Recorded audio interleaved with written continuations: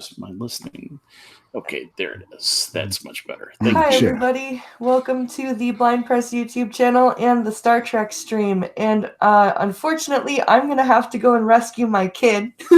So Skeptalk and Irate Prostate are going to introduce the Way of the Warrior for us while I run and see why Logan is so very upset. Welcome to streaming with real people, with real families, and real stuff that comes up. It actually happens. How you doing today, Irate? Hey man, I'm hanging in there, just just leaning back, doing my real people IRL thing, and yeah, checking out some good Star Trek. It's an interesting thing. DS9. Just to make some general comments about DS9. DS9 was the part, because I don't consider Enterprise Star Trek. I'm sorry, just don't. DS9, though, I considered Star Trek. I consider it canon, but I ignored it. Okay. Mm-hmm. And I simply because I thought, it's kind of, the franchise is tired. The good plots have been done. It really reached its apotheosis with TNG. The best captain was Picard. Mm-hmm. I mean, the most fun captain was Kirk, obviously. But the guy who you most want to run the starship, the most responsible guy, is Picard.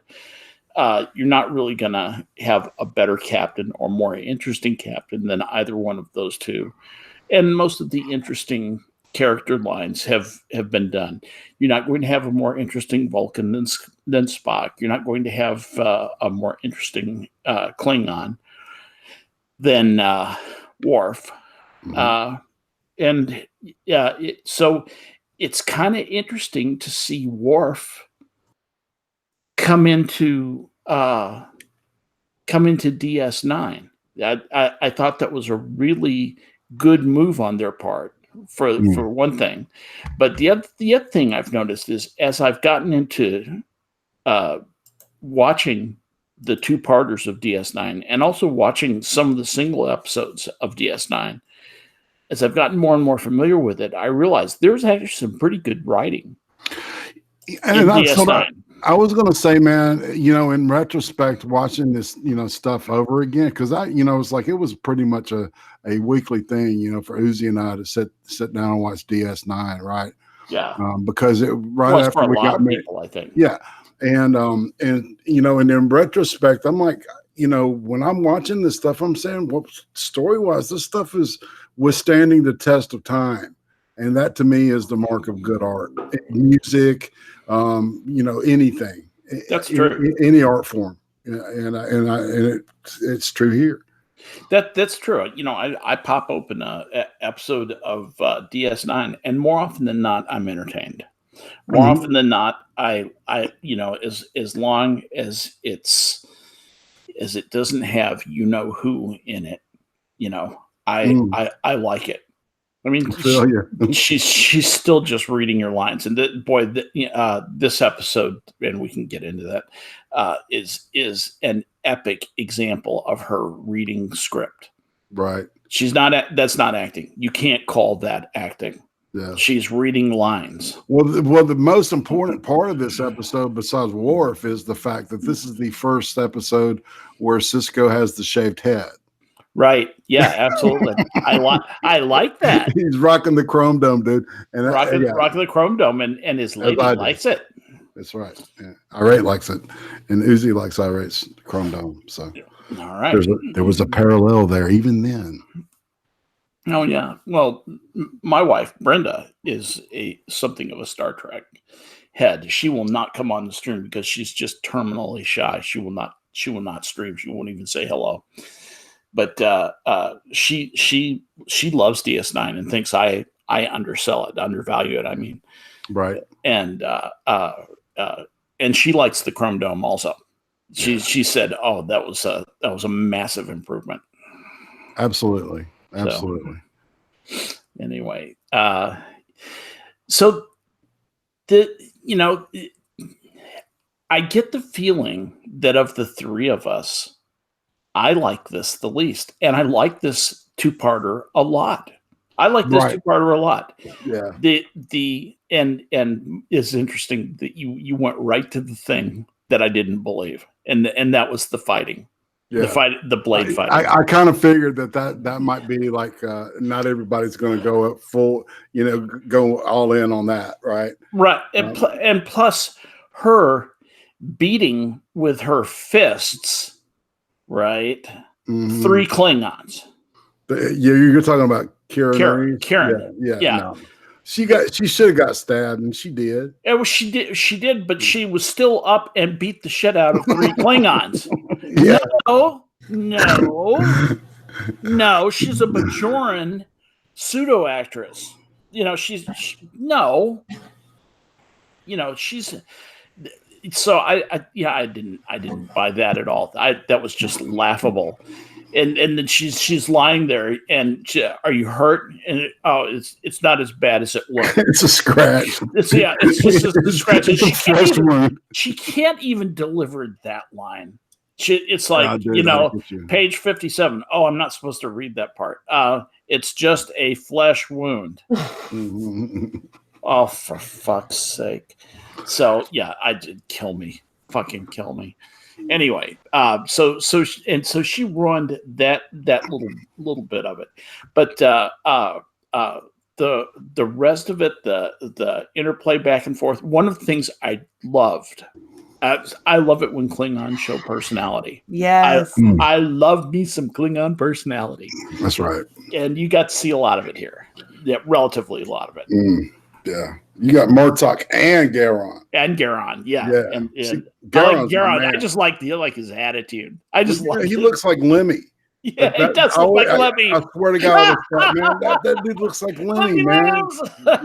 Lemmy's a Klingon. Fuck yes. Yeah. The Ace of Spades. The Ace of Spades. Hail Kalis. Exactly. He's still cracking up on the shit. Oh my God, that is so funny. That Lemmy. No, I never get that out of my mind. I swear, instantly burned in. That's perfect, though. That is absolutely perfect. Just the Klingon attitude, and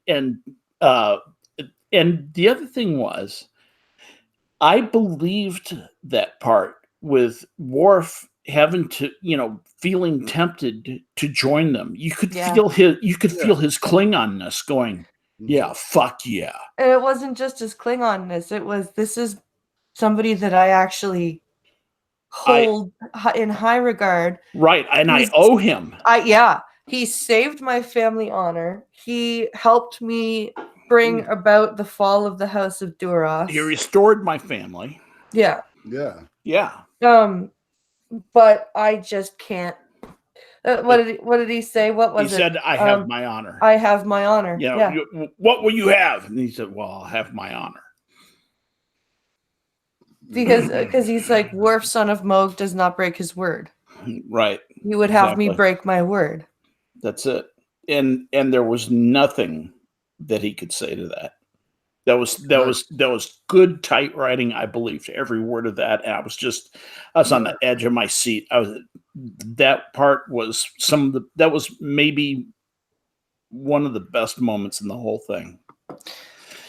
And another miracle that happened in this was I didn't mind the Ferengi moments too much. See, I agree with you, and I like especially the little part where O'Brien's trying to talk Worf back into going or not to leave Starfleet. Yeah. And Quark comes running up. Oh, we got rid of all the Klingons. I hate Klingons. Oh, except for you. Present company accepted, of course. Worf's just like, fuck you, asshole. Like that look and that just walk off. And O'Brien's like, gotta hand it to you, Quark. You really know how to make your customers feel welcome. Yeah, yes. That's a great line too. Yeah. And you could tell, and it was delivered in such, because that's his friend. Mm-hmm. Like they've served together. Right. And Quark just did that, and O'Brien's just like, okay, I can't be around you right now. Right. Just, I don't want my synthahol. I'm gone. And it's Absolutely. No, that was a well-written line. That was a great moment. It was a great moment.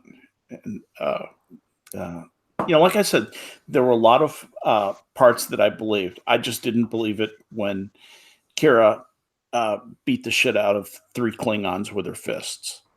No. Yeah.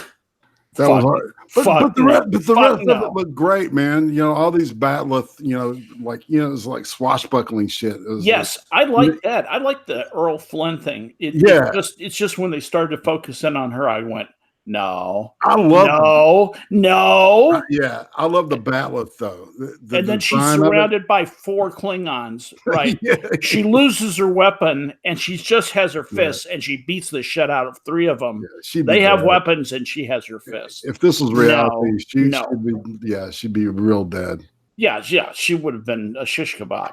And she has a wound, and she and asked about her wound. She can't even get that line out. Yeah, it's not as bad as it looks, or whatever. Well, before we move on, let's summarize the episode so that everybody knows kind of what we're talking about here. This 2-parter introduces Worf because the Klingons under Gowron's order show up to Deep Space Nine and say, "Hey, we're here to help you fight the Dominion. Aren't you happy? It's a beautiful day in the neighborhood." Yeah. And they start searching ships, including Bajor. They start searching ships for changelings. Plus, their ships are cloaking. They're winking in and out of cloaks, so they can't count them. And Martok is like he's very deceptive because he comes into the flagship, which is even larger than the Vorchak class, right? Yeah. Yeah. And so he says, "Yeah, my guys need shore leave." And as soon as he says, "Fine," and then like all these like other ships decloak, and it's like, okay, you got a shitload of and yeah, they're everywhere. Yeah. And the Ferengi is like they're too quiet. These guys are too quiet. Yeah, I like that line. He's like, you look at them, they look like they're looking for targets. Yeah. Because he's like, a Klingon room, you usually get 85 decibels. It's great. I love Klingons for that. What's going on here? But basically, so Deep Space Nine was already preparing for a Dominion invasion. Is that right? Okay. Yes, they were upgrading the station. They're going through these drills for encountering changelings, and they're doing it by hunting down Odo, and Odo is leading them on a merry chase, and it's taking them 3 hours, and he's telling them what a bad job they're doing. Right? Yeah. And so then Martok says, "Cisco, this is Martok. We're coming to help." Cisco's like, okay. And then fucking armada of Klingon ships suddenly decloaks, and there he is in the middle. He can't even count them.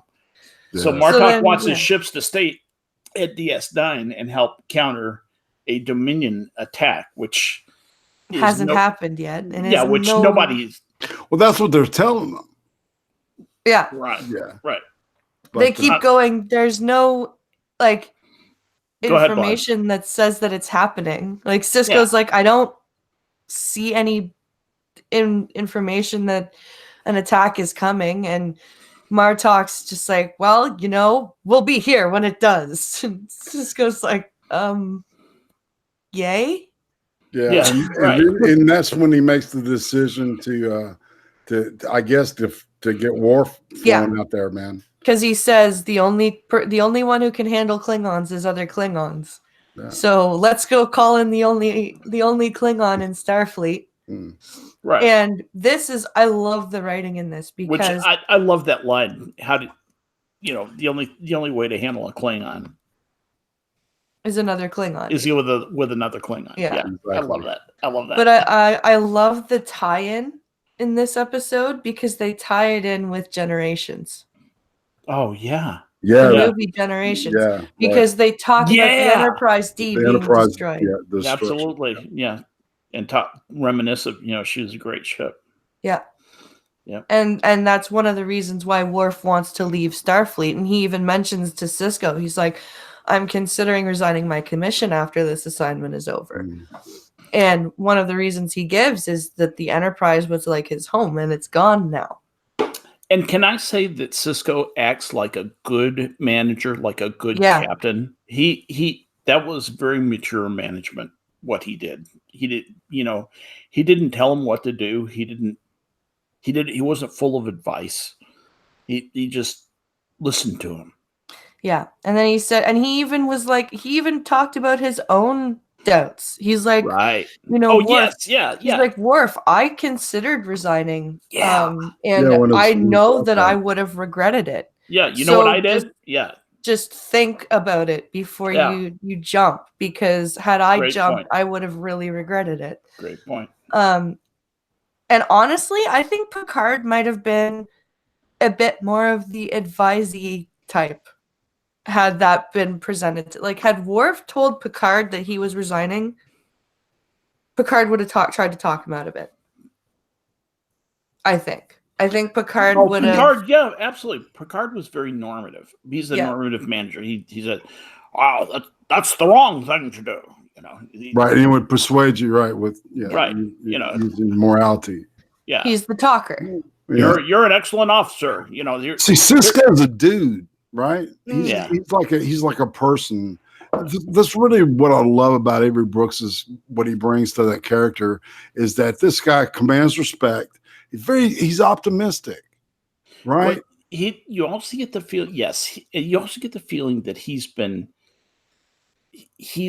had a lot of leavening experiences in life. He's failed at some stuff. Yeah. Mm-hmm. Right. And it's given you that kind of respect for the stuff that you don't know. Yeah. That was the problem with Picard. Picard believed that he knew all the things that he didn't know. He knew the scope of all the things that were unknown. He might not know them, but he knew the scope of them. And that was his blind spot. And there was a beautiful thing about him was that he had that blind spot. That was an interesting thing of his character was, he was a bit of a know-it-all. Mm-hmm. He always had the prescription, whereas Avery Brooks comes out as this. He comes out to me as being wiser.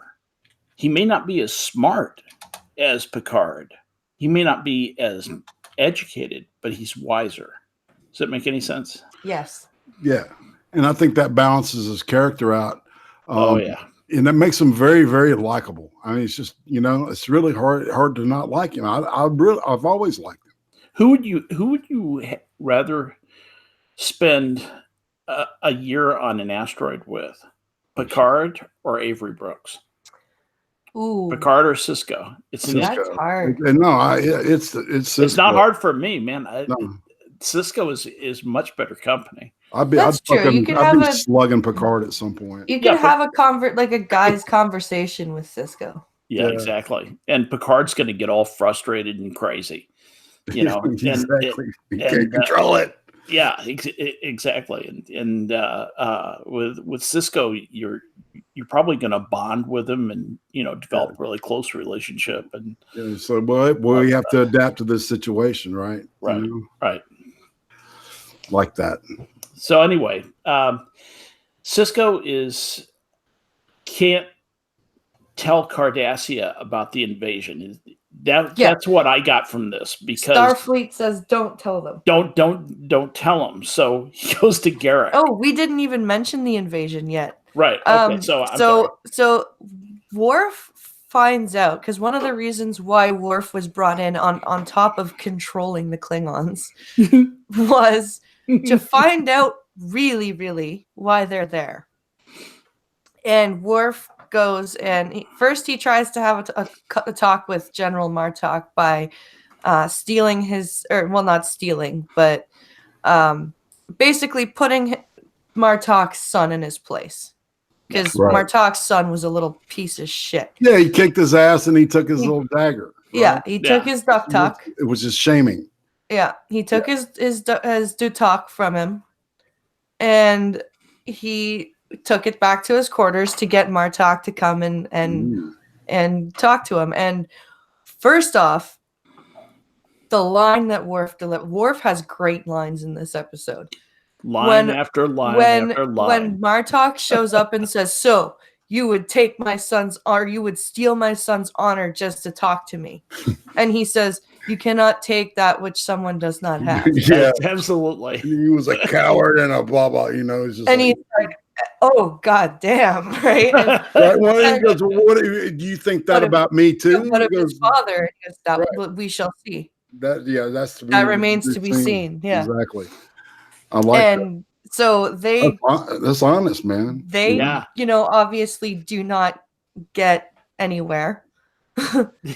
So Worf goes to a friend of his father's who happens to be a part of Martok's armada. Yeah, and it opens with them singing this song, man. Yeah, they're singing the Klingon blood song. It sounds Russian too. It's like, it does. Yeah. But so I'm singing with people who know the Klingon blood song. Yes, I feel honored. They talk about kicking Duras's ass, asshole. Yeah. Yeah. I hated Duras from Next Generation. Yeah. So. Sorry. So they are, singing and whatever, and Worf finds out from this guy that Martok is really there under orders from Gowron to invade Cardassia because they believe Cardassia has been invaded by the Founders.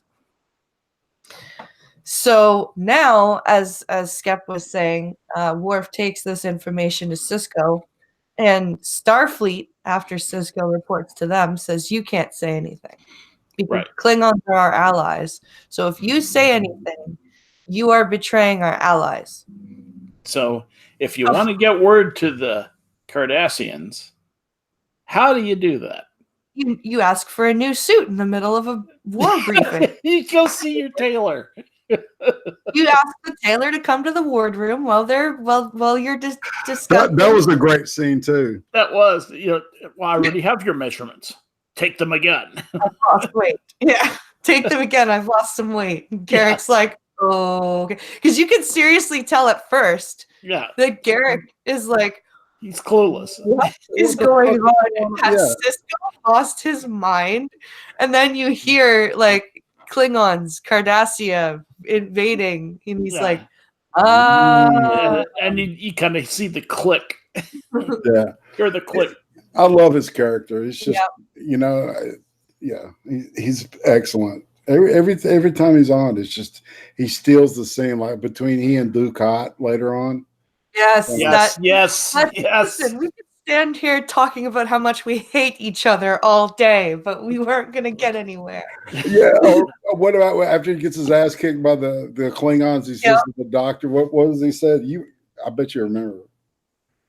Something to the effect of, "Well, I'm sure my barbed language bruised their egos," or some shit like that, very effectively.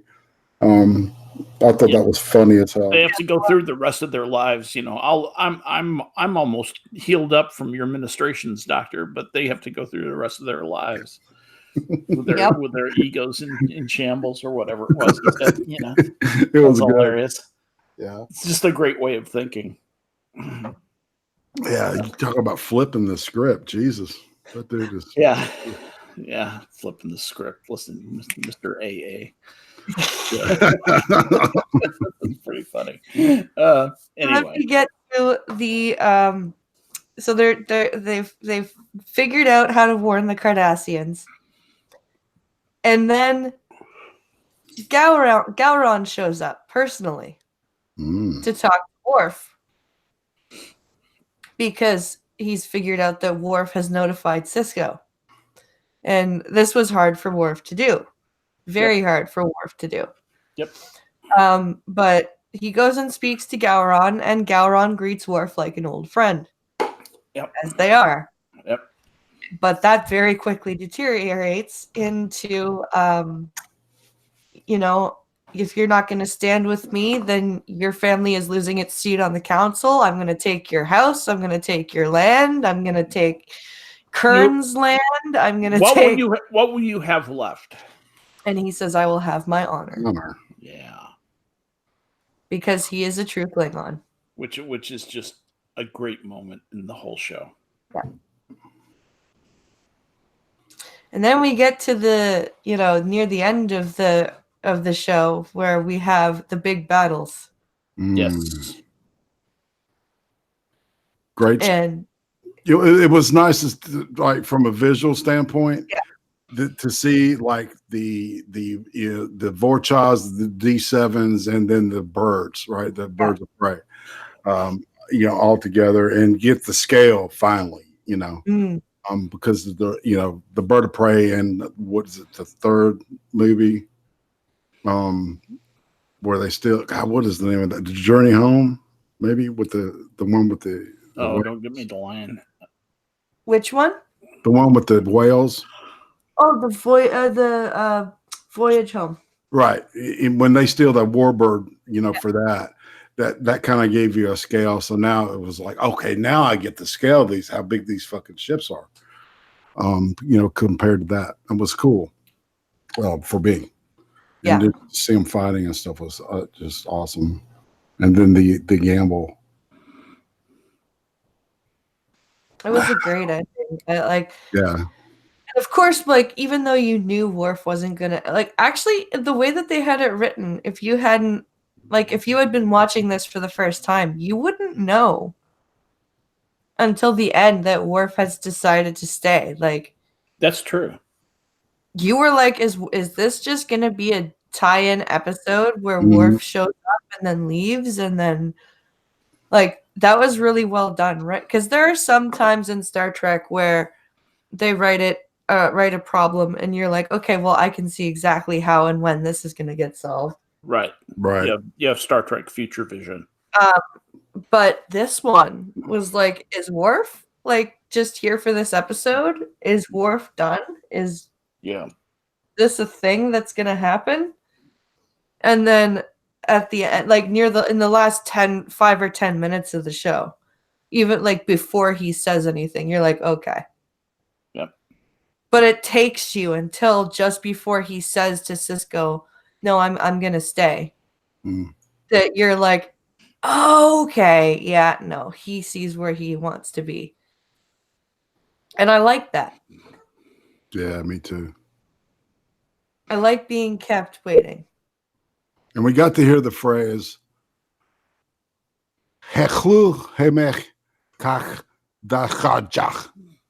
today is a good day to die. Yes. Yep. I dig it. What did he say? That today is a good day to die. That's right. That was one of the words. Let's throw down. Yep. I also liked, we have 5,000 photon torpedoes. That was a great moment. Yeah. Yeah, that's the upgrades they have been making. Yeah. Right. Yeah, because Brian's been working his ass off, right? Just trying to get the station upgraded. And they did a good way of kind of telegraphing that without telegraphing it, right? And it's like, okay, yeah, that's what he's referring to when he's talking to the chick at the beginning. Yeah. It's now DS9. And the love interest doesn't stand for deep space. It stands for Death Star. Yeah. No shit, man. But I just thought about, the kind of the full circle, like he's calm with his grief over his loss of his wife, right from the first episode until right, and now he's seeing her, right, and so then he shaved his head. So there's that kind of like a act one in his arc, I guess. Yeah, it's cool. One thing that. And there almost wasn't enough. There almost was too much subplot in this. That was almost a little bit of a problem. the Cassidy subplot deserved more time. That was interesting to me, and I would have liked to have seen more back and forth between her and Cisco. Yeah. Just a it's not really it's just a comment. It's not a criticism even. Yeah. Right. It's just a statement of that's an interesting thing, interesting hook It's that's done out well there. too. It's done extremely well. Both love interests. I believed all of it. It was not hokey at all. And sometimes Star Trek as a franchise has not always done the love thing perfectly, can we say? Yeah. Okay, 7 of 9. 7 of 9. Yeah, exactly. Perfect. Yeah. I mean, Yeoman ran and shit. Yeah. So there's that. I would say the two times they did it well though was Cisco and Yates, and that very short relationship Picard had with Commander Darren in the one episode in season 7, I think it is, where he falls in love with the lieutenant commander from Stellar Cartography. Wait. And he shows her his Rassican flute from... I'm sorry, who falls in love with the... Picard falls in love with... I think her name is Lieutenant Commander Darren. And she's from Stellar Cartography. It's only one episode, but they agree that they can't do their jobs properly at the end of the episode. I know I've seen that, yeah. Yeah, they care too much for each other to do their job properly. What was that one where Famke Janssen, like she came out of this chrysalis state and the first man that she loved? What's that called? That's called The Perfect Mate. That was season 5. Right. Yeah, I remember that too. I mean, but there have been some low points. I mean, like unexpected in Star Trek Enterprise, where the guy gets pregnant. Yeah, that was bad. That was not good. The Southern Texas guy. I'm pregnant. Really? Seriously? Turn it off. That's why I don't consider that canon. I don't. Sorry. Yeah, I think with every series, there's like those throwaway episodes where it's like, why in the fuck did they even make it? And it's like, well, they probably, needed to fill some space somewhere. I think that But I'll hang in there with the stinkers on TNG and even DS9 and even Voyager. I know I never thought I would say this, but I've fallen in love with Voyager. It's amazing. I've really started to enjoy Voyager. I'm so glad. I am so grateful to you for including me on the stream, because it's gotten me to enjoy Voyager, and I didn't realize how much interesting TV there was out there, how much interesting Star Trek that I had not seen. And that's pretty wonderful. So thank you. So you liked but Enterprise, no. Did you like you liked the Cassidy Yates Benjamin Sisko thing? Very much. Very much. Did you like he gallantly charges to her rescue? Yes, I did. I absolutely did. Because he also fooled he also got the Klingon, because he made the Klingon have to either go, okay, I'm gonna either shoot this freighter, right, and start a war, right, because then the Federation ship's gonna shoot me, or I shoot the Federation ship and start a war because I've shot a Federation ship. Right. Well, fuck. Yeah. And then he gets executed for not starting a war. Right, exactly. There are no good outcomes there. That's one of those that sucks to be you. That was well played. No shit. That was very well played for Sisko. Yeah, very well done. Very well thought out too. And can I make a note on the Klingons of this era compared with the J.J. Abrams and the Discovery Klingons. The mouth appliances are are done to where you can actually hear these guys articulate, whereas like on Discovery and in the J.J. Abrams universe, it sounds like they got a dick in their mouth. It does. I thought, Yeah. like, okay, and what the hell was that? Even when they're speaking Klingon, like they sound like their cheeks are puffed out, and it's and it could be spouting gibberish. Yeah. It honestly doesn't sound like they're speaking Roddenberry Klingon. It sounds like they're just, I know, I'm going to pretend to speak Klingon now. Yeah, it's not high Klingon. It's just bad. So it's like this applies to my mouth makes it like Klingon pain. Pseudo Klingon. Pig Klingon. Yeah. Oops. So anyway. Pig. That's funny. Is that like pig Latin? Exactly. That's what I was going for. So anyway, as we go through the synopsis, once the Federation condemns the invasion, the Klingon Empire withdraws from the Khitomer Accords. Yes, that's bad. Ending the alliance with the Federation. Sisko contacts the new Cardassian government and speaks with Dukat. Mm-hmm.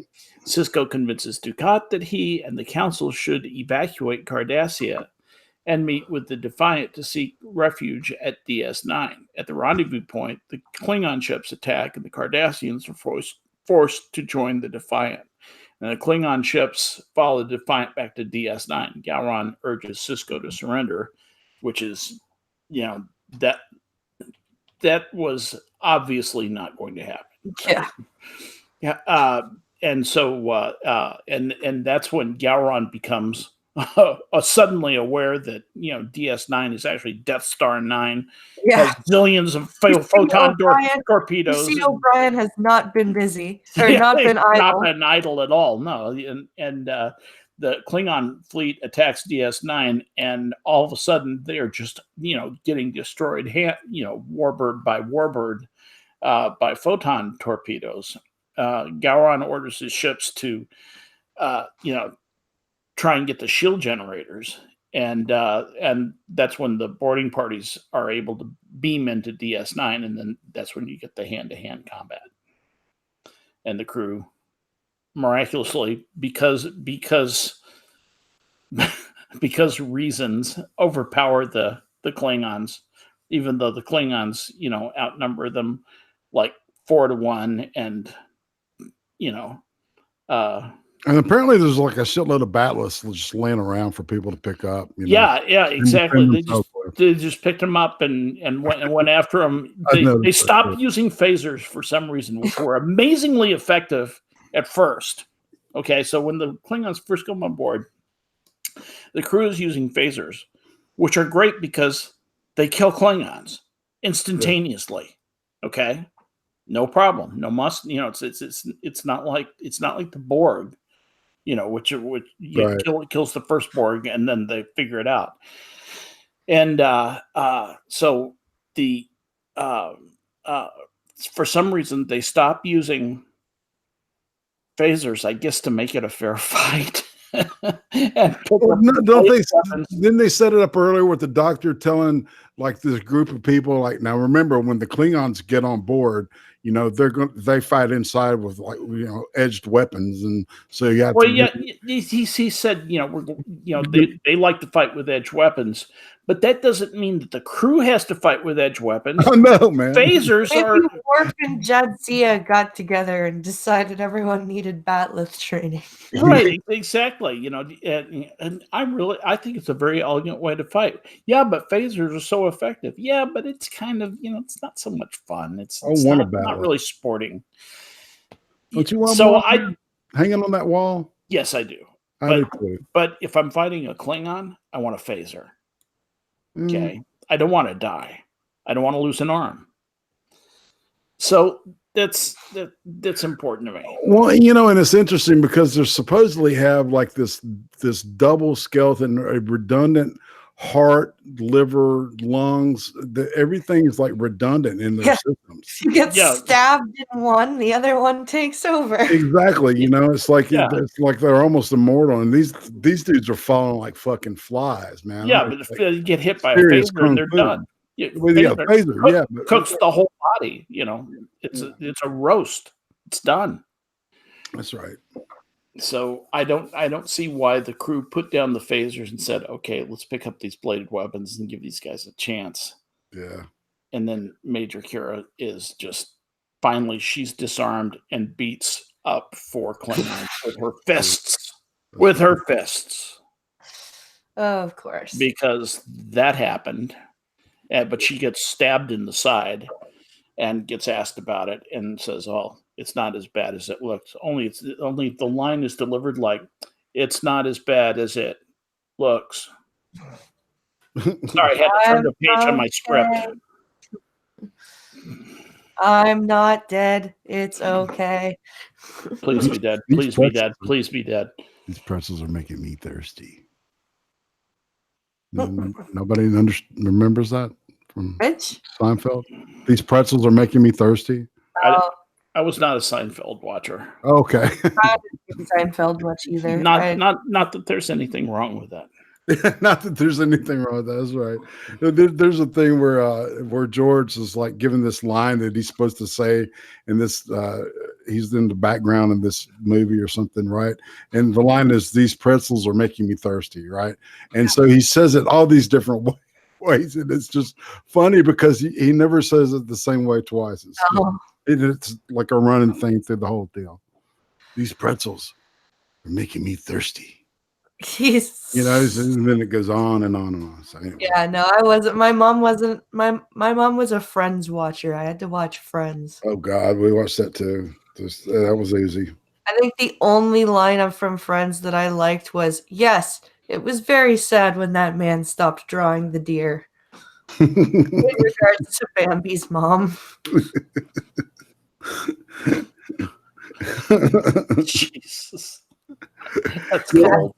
There was one scene though where Joey's like he was like amazing, like talking about looking at women's breasts and stuff, and he goes, "Man, if I had them, I wouldn't leave the mirror." It's like Anyway. Yeah, Joey's a great character. It's funny. God, how about you? I'm sorry. I totally apologize for that. Star Trek. So, I know that Quark kind of pisses you off, but it just wears me out more. I don't. I kind of like Quark. There are some times where you just want to smack him, but I like Quark. But do you know what I really liked is the fact that Worf and Odo don't get along in this episode. Yes. Because you can tell that Worf, it's not just that Odo's a changeling, I think. It's that Odo is chief of security. What was Worf's last job? Right. Yeah. Exactly. What did Worf take incredibly seriously? Right. Chief of security. Now he has to come on, and not only is the Enterprise destroyed, but he's got to basically come on and be a detective for Cisco and basically crowd control. So he goes from being chief of security to crowd controller, right? Basically. And now he has to answer to Odo. And Odo, he's just Odo. He doesn't like new things. He doesn't like change. No, he doesn't. So I like the fact that they decided that Worf and Odo would not be buddy-buddy. I think that was a good choice. And I don't think Worf would be getting into Garak at all. You know? It's like, I don't have time for your twisted words or some shit like that. I'm sure that would be his attitude. Yeah. It's so fun to watch this stuff. It is. Because it's like watching it over again for the first time. It's, so long ago. Well, because you're like, oh shit, I forgot about that. Yeah, exactly. It was what, 1992 through 97? No, the S9 would have been 94 through 99. Maybe, yeah. Because Voyager started in 96. Mm. And this episode was definitely after Generations, but before First Contact. Yeah, because that's my favorite Next Generation movie. I think. Yeah, First Contact is great. Oh, I love First Contact. Yeah. Love that movie. It established a lot of canon. Yeah. And you can tell it's between the two because A, they talk about the destruction of the Enterprise, D. Mm-hmm. And then B, in First Contact, who's in command of the Defiant? Worf. Yep. Worf's got the Defiant. So he's, obviously he's on Deep Space Nine, or else he wouldn't have been given the Defiant. Well, and that's interesting because in my memory, it was like he brought the Defiant to Deep Space Nine. I totally misremembered that. Isn't that crazy? Yeah, because it was already there when he got there. Yep. Designed to fight the Jem'Hadar.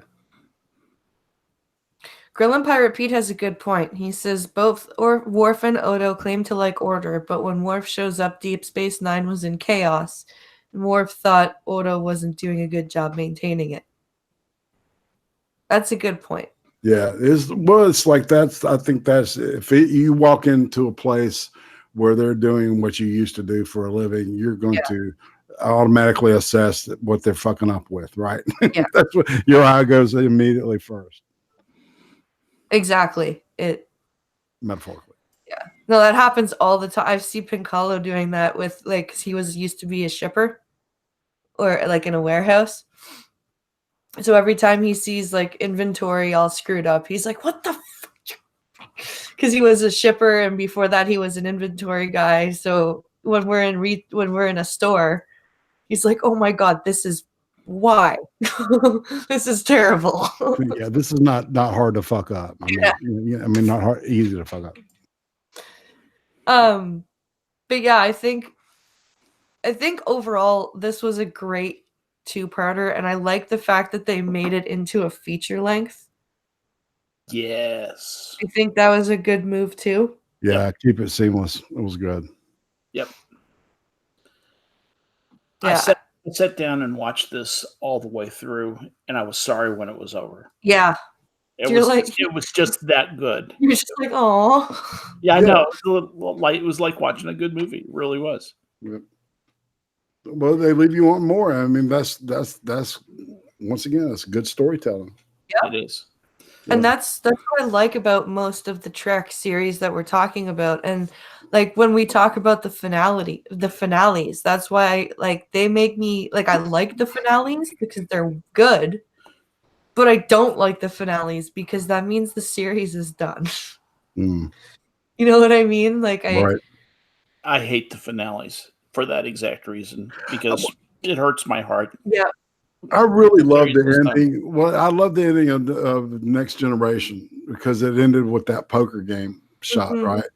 And that always been in my mind.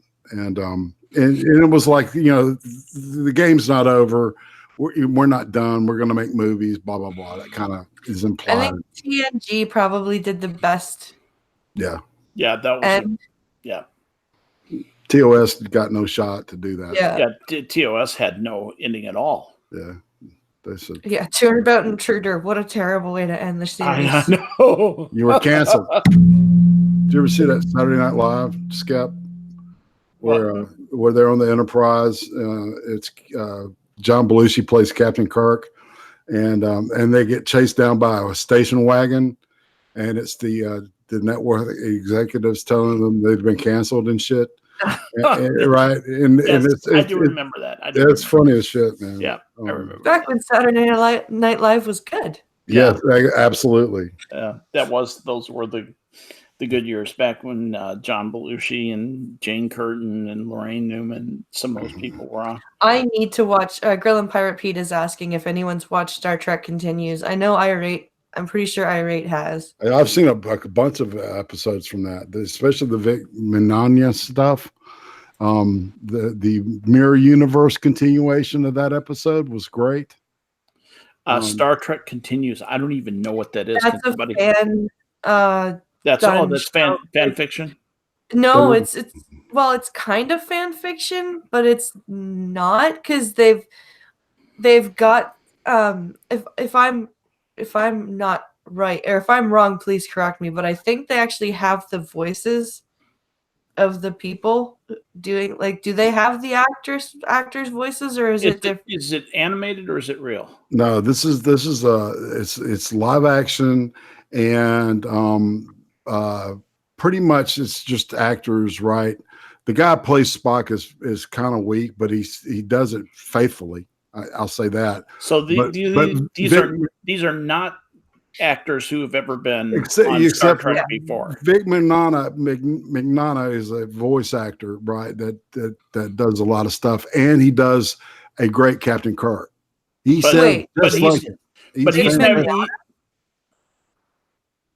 mean Vic Mignogna, like that Vic Mignogna? Yeah, man. The one who's getting hashtag. He plays Captain Kirk. That guy? Yeah. Holy fuck. Yeah, exactly.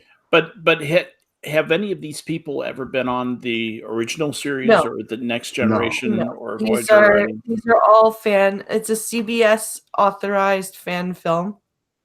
Okay, so CBS said we won't sue you, but they're not putting money into it.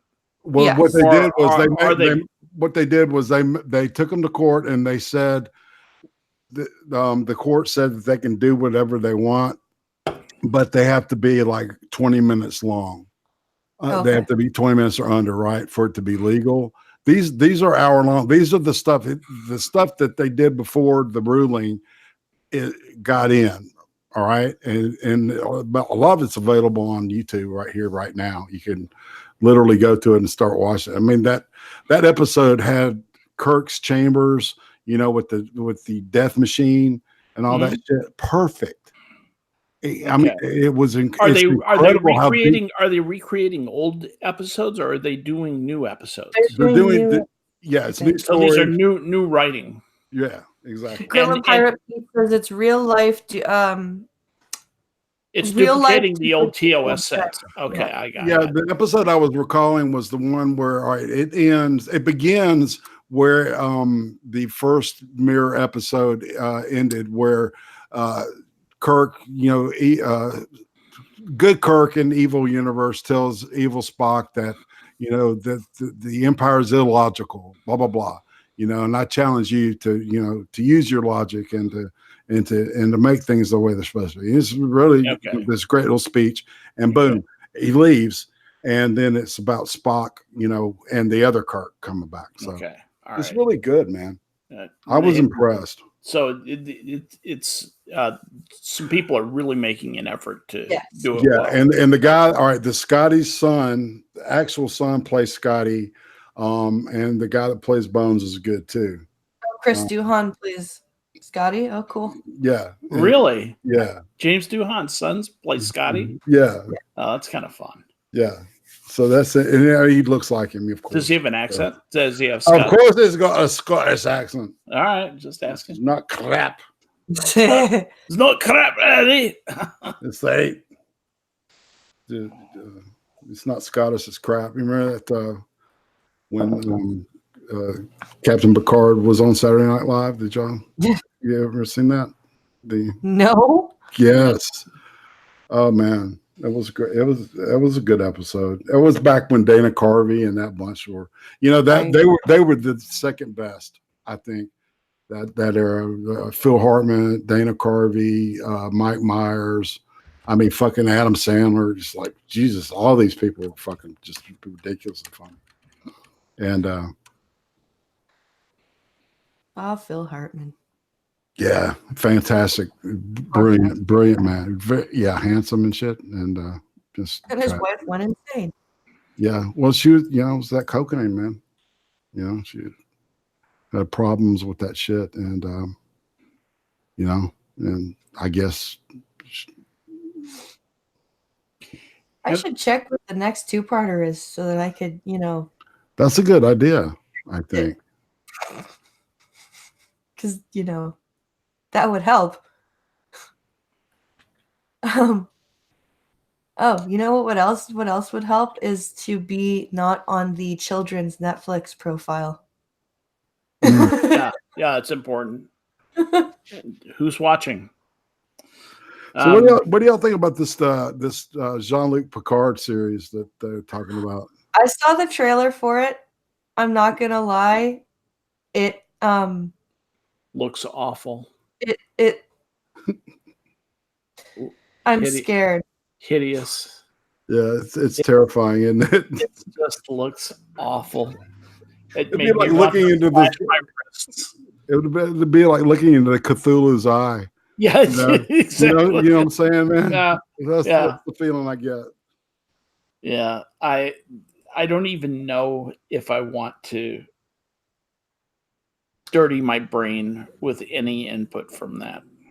I might, because the trailer didn't show very much. Thankfully. I know. I was just going to say that's a positive thing. I'm just afraid it's going to scar me. I'm afraid I'll have a stroke. Yeah. What if I have a heart attack from this thing? I got to be careful. Dude. I feel you. Yeah. So, yeah, and I don't do well with the social justice warrior situations. And I suspect this is going to be full of that shit. Yeah, they're cranking that shit up. It ain't going down. Yeah. Trust me. Yeah. Yeah. So, we're frogs in the pan, and it's going up just a little bit more. Yep. So there's going to be basically every good person is going to be played by an enormous black trans person or an enormous Native American trans furry person or non-person who identifies as a thing. And you can, yeah, exactly. And, with pods instead of genitals. And the cis white males, the pasty white males will be, the villains will be easily identifiable. I mean, it's so bad. It's so bad. The movies that are coming out now are unwatchable for that reason. You know who the villains are instantly. Or the idiots. Yeah. And if there's a fat, unattractive, typically a woman or a woman-like creature or a non-specific creature who could be anything, but it's always fat, that's a hero. That's a good person. That's always a good person. Very true. You can't have a fat villain anymore. You can't have a black villain, and when you say fat villain, I automatically thought of Kim Peck, the Klingon from the Next Generation, the old one. Yep. Yeah. Yeah. Yeah, but you're right, man. Those days are gone. Those days are gone. The moral fagging is strong. Superwoman now looks like Stacey Abrams. The farce is strong with these people. Absolutely. Wow. I am really Yes.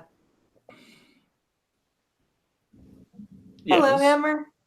Hello. Hey, man. How you doing, bud? Hey, IP. How's it going, Skip? Doing good. How are you? That's the important thing. Good. Nurse just left. I'm still alive. All right. So, She didn't kill you this time. no, She didn't kill you this time. no, she let me go. Yeah. So, yeah, just maintenance. So, what did you think of this episode? You like it? I did. I don't want to. I'm sure I'm going to cover a lot of territory you guys covered, so I'll just just give impressions instead of going over any timelines or anything like that. But Yeah. when Worf walked onto the base, I was like, now we're actually going to watch a show that I like. Yeah. I figured you would like it. The whole thing with starting at the feet, the trope, starting at your feet and working your way up until you see the face. Yes, I love that too. That was great. Yeah. Yeah. This is the point in the show where I started to like it. Oh, really? Yeah, when Worf became part of the crew, I was like, Yeah. oh, yeah, now, because I know Worf, I know him from TNG. Like, Sure. all right, maybe I should, I just like it more. Yeah. This changed me from like to like, oh. You also have the shaved head of Avery Brooks. Well, yeah, True. that's a minus for me. I mean, it's a plus for everybody else. But as soon as he shaved his head and grew the beard, I was like, oh, it's Hawk. Oh, geez.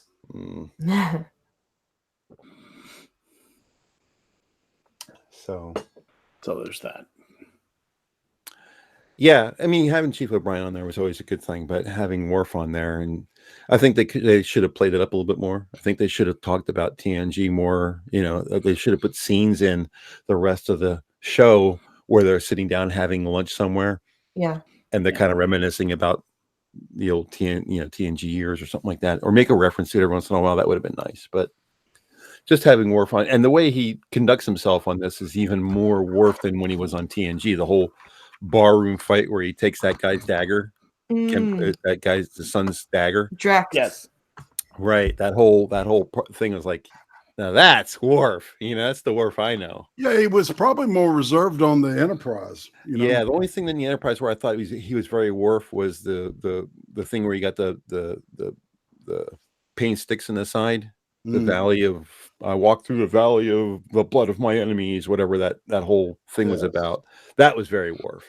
But yeah, you're right. I think that this was very much like the kick-ass Worf, the most kick-ass Worf, right? Was that scene probably more than TNG? You're right. Good batless shit. Pirate Pete saying waiting for them to do a reboot, saying that Picard was actually gay the whole time and I'm scared of that.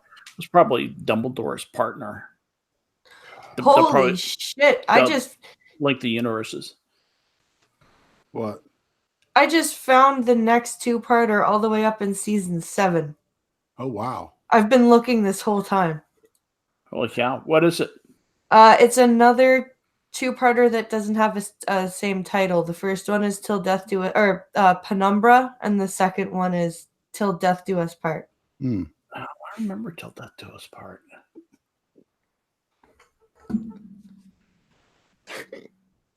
So I'm gonna have to do a whole bunch of Deep Space Nine watching because now we're in territory that I haven't even seen yet. Yeah. Because I stopped watching at season 6. So you got to watch all the way through season So I've got to watch all the way up through season 7 and this two-parter by next fucking Saturday. Woohoo! I wonder why they abandoned the two-parter for so long. I wonder, maybe because there's so many. Maybe because it's such a not an episodic, right? But a serial, right? Maybe they've been telling the same story, which they probably are. I find Deep Space Nine tends to be more serial than soup. Than episodic. Right. So hard to have a episodic. It's hard to have a two-parter if you don't have any episodes. It's like Space Galleria with spies and shit and aliens. Space Galleria. Let's go shopping. Oh my god! What's the next two-parter called? What's it again? So Penumbra and Till Penumbra. Death Do Us Part. Oh, there's the last two. And then the finale. Okay. Ooh, shit. And then we So got to. It's a two-parter, but it's not part 1 and part 2. It's two different names. But it has part 1 and part 2. So it's called Penumbra Part 1, and then Till Death Do Us Part 2. Okay. For some reason. I got you. Then when we're out of two-parters, For this, yes. we've got to deal with Enterprise. Jesus. Oh, you guys stop with that. Enterprise got really good at when Manny Cotta took it over. No, you know what? I did not mind the episodes that I watched. I stopped watching it to go back and watch the two-parters that we were talking about. Mm-hmm. But the episodes Men that don't I had... get pregnant. No, they don't. But I'll give you that one, dude. Humans also don't de-evolve when they go warp 10, but we don't know that yet. Well, we don't know that yet, but No, I highly suspect. Shit. There are some good episodes in that show. Yeah. Again, Silent Enemy, great episode. Scorpion Part 1 and 2, great episodes. There's definitely really good and conversely really bad episodes in that show. Yeah. I'll be happy to make fun of the bad ones, just like everybody else. That's right. We have to do a worst of. Oh yeah. Do we really have to do that? Sure. Well, we can't be good reviewers if can we we don't. Can we do just a fucking shit on Cass?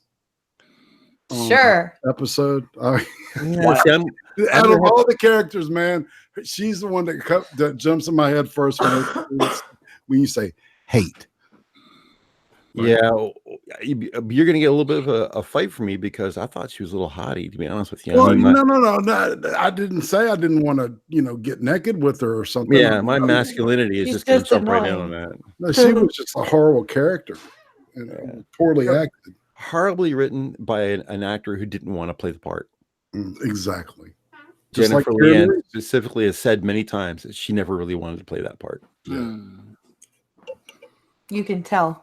Yeah, and they got rid of her fast too. Yeah, she was 3 seasons, but she was way too insecure. We probably should wait till we get to this part, but she was way too shy and insecure to play that part. Yeah. Anyway, in real life, you just want to pick her up and hold her. All right, yeah, maybe a little. I feel you. I cannot deny you. You got decent taste. She's cutie. Anyway, yeah. Was. Hey man, it's all on our list. Was. Yeah. Oh well, I think everybody's home, and it sounds like they need some assistance. So I should end this and we beat this one to death. Yeah. Yeah. We win again. We win again, yes. The Deep Space Nine is worth watching, y'all. It is. It is. I like it. Yeah. So thank you all for watching. Thank you to my friends Skeptalk, Irate Prostate, and Hammer for coming out and talking with us. Please take a minute to visit the links in the description for Skeptalk's Twitter, Hammer's Twitter, Irate's channel, and the Minions of the Zoo channel. Don't forget to come and watch Minions of the Zoo tonight at 11:30 Eastern, 10:30 Central. And tomorrow, the Blind and the Special will be at 10 p.m. Eastern. Pink Hollow and I will be back for fun news and all the antics that we always give you. And then Monday we'll be back with the coffee stream at noon p.m. Eastern, 11 a.m. Central. And don't forget, next Friday is call-in day. So keep that in mind. Big fun on the coffee stream next week, folks. Yeah. So thank you all for coming out. I hope you guys enjoy the rest of your Saturday. Go check out Bloodwings Redneck Radio and tell them Blind Press sent you. Absolutely. Have a great day, everybody. We'll see you later. Bye, everybody. Bye, guys.